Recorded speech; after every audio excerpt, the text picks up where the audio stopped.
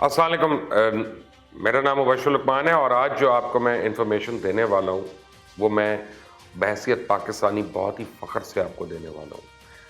और मैं आपको बताऊँ कि लोग मुझसे आए दिन पूछते हैं कि हिंदुस्तान इतना सामान ख़रीद रहा है, हिंदुस्तान इतना सामान ख़रीद रहा है, तो अगर जंग होती है तो क्या होगा? क्या पाकिस्तान हिंदुस्तान का मुकाबला कर सकता है कि नहीं? एक तो सूरत हाल है कि जब हम नारेबाजी करेंगे जी, ये देख लेंगे तो ये कर लेंगे तो हम ये कर लेंगे, और एक कुछ हकीकत पे मबनी बातें हैं। आपको मैं बताऊं कि मॉडर्न वॉरफेयर जो है ना, उसमें दो टेक्नोलॉजीज बहुत इस्तेमाल होंगी या दो चीज़ें बड़ी इस्तेमाल होंगी। एक तो मिसाइल टेक्नोलॉजी है और मिसाइल्स, और दूसरा आपकी एयर पावर और एयर स्ट्रेंथ।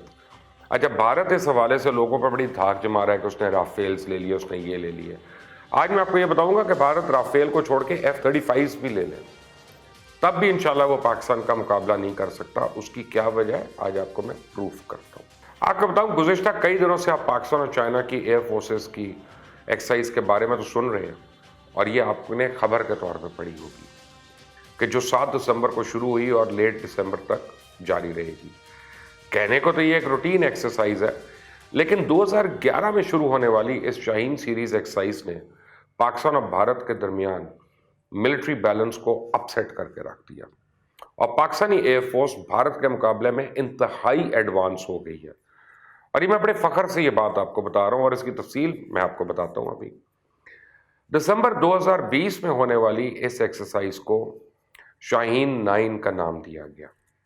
भारत और अमेरिका के दिफाई माहिरीन इसे बड़ी गहरी निगाह से देख रहे हैं, और अगर मैं ये कहूँ कि ये एक्सरसाइज ही है जिसकी मदद से पाकिस्तान ने 27 फरवरी को भारत को सरप्राइज कर दिया और उसके रेडार्स और कम्युनिकेशन सिस्टम्स को जैम कर दिया, तो गलत नहीं होगा।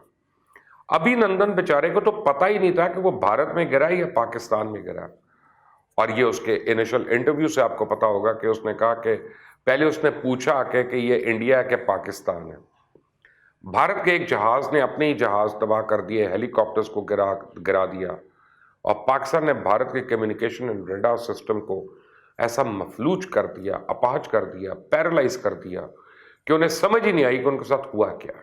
क्योंकि पाकिस्तान ने इंतहाई advance technology, electromagnetic warfare, attack capability का मुजाहरा किया था, और अपने जहाज़ों में इसे इंटीग्रेट और एयर मैन्यूवर प्रोफाइल्स के अंदर शामिल कर लिया। अब पाकिस्तान इन एक्सरसाइजेस में इससे बहुत ज़्यादा काबिलियत हासिल करने की भी कोशिश कर रहा है।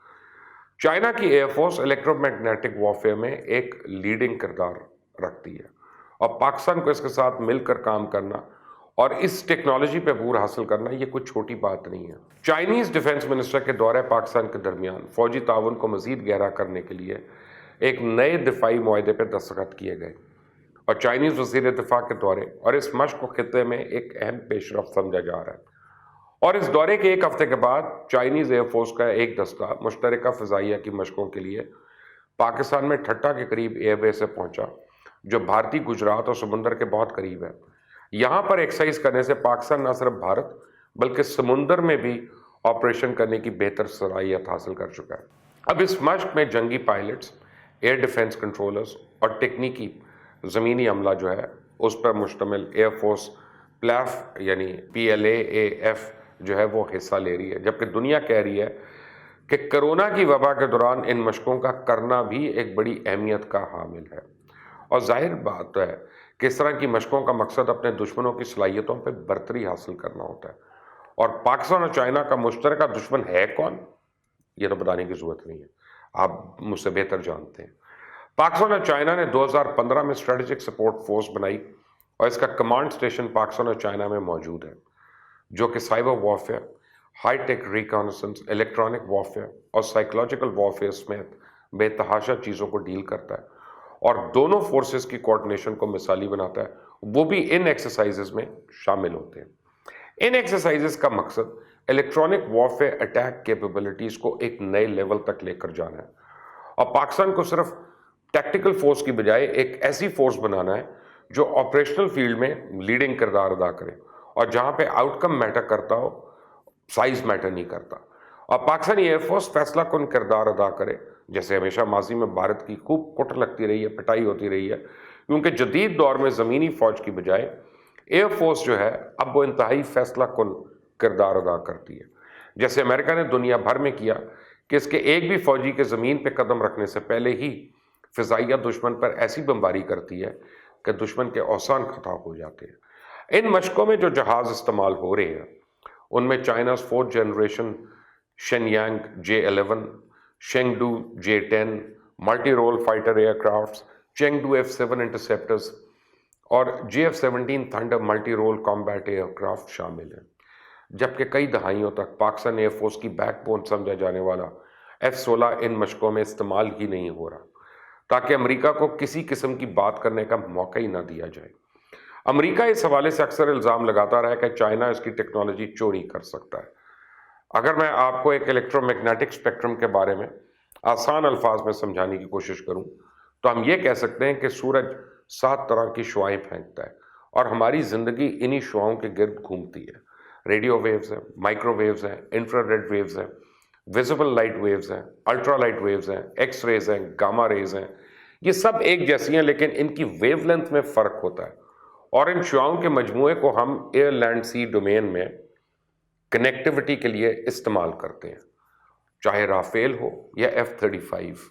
اس کنیکٹیوٹی کے بغیر سب بیکار ہے اور اس فیلڈ میں قابلیت اور اسٹریٹجی ہی سب کچھ ہے.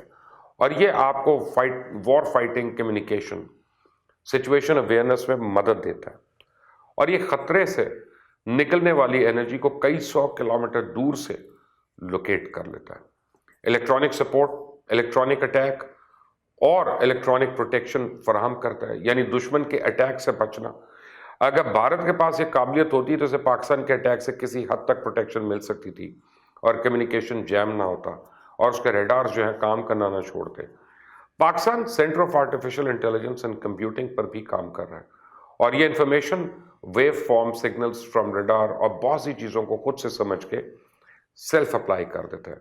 یہ سینسر فیوژن ٹیکنالوجی پہ تیار کرنے میں مدد دے گا جو ریڈارز، کیمراز اور دیگر کئی سینسرز کی معلومات کو اکٹھا کرتا ہے اور ان میں بیلنس کریٹ کرتا ہے.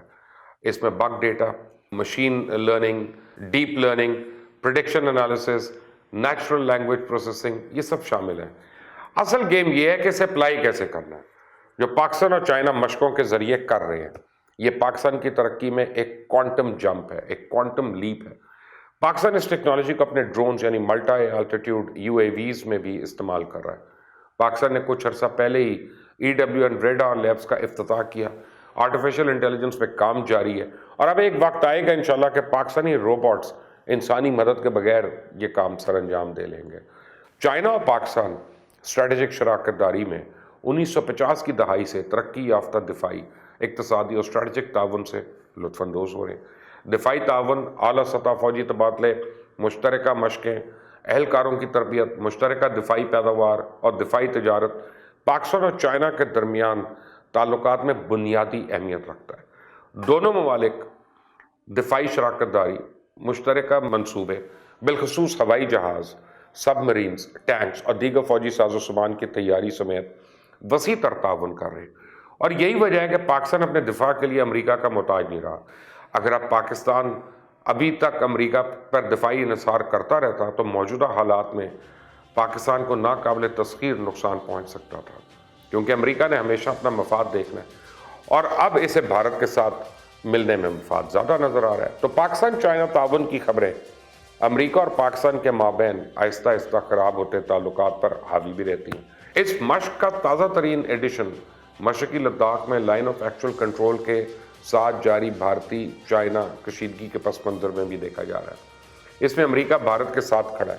الحمدللہ پاک فضائیہ دنیا کی واحد فضائیہ ہے جو دشمنوں پہ مکمل فضائی فوقیت رکھتی ہے. لیکن اب جو کام پاکستان نے کر دیا ہے اس نے پاک فضائیہ کو اپنے دشمن کے مقابلے میں ناقابل تسخیر کر دیا.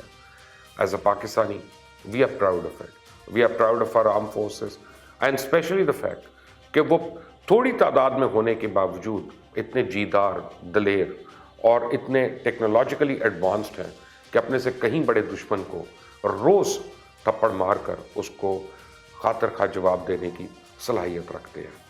آج اس انفارمیشن کے بعد آپ، میں اور ہمارے پیارے ہم چین کی نیند سو سکتے ہیں یہ سوچ کر کہ اگر ہندوستان رات کے اندھیرے میں دوبارہ چھپ کر حملہ کرنے کی کوشش کرے تو اس کو منہ توڑ جواب دیا جائے گا۔ پاکستان زندہ باد۔